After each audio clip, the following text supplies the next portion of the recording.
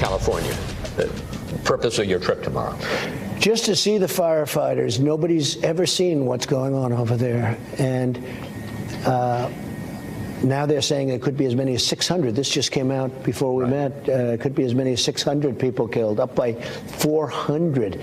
It's incredible what's going on, and burned beyond recognition. They can't even see the bodies. It's incredible. The president confuses there the number of missing people, which had stood at 600, with the number of fatalities, which sadly now stands at 71. Since that interview, the number of missing has now grown to over 1,000. He also returns to his theme of blaming California. It was, after all, his first response to these fires. Remember, he's apparently been led to believe it's bad management of state lands. Today, he seemed to blame the fires, at least in part, on a lack of preemptive raking of underbrush. I was watching the firemen the other day, and they were raking areas. They were raking areas where the fire was right over there, and they're raking trees, little trees like this that are not trees, little bushes that you could see are totally dry. Weeds. And they're raking them. They're on fire.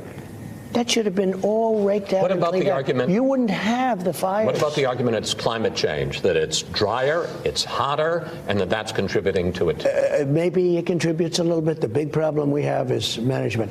You heard him there. That should have been all raked out in advance. We should note the head of the firefighters union called the president's mismanagement charges irresponsible, reckless, and insulting.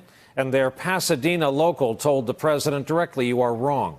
Only 3% of California woodlands are run by the state of California.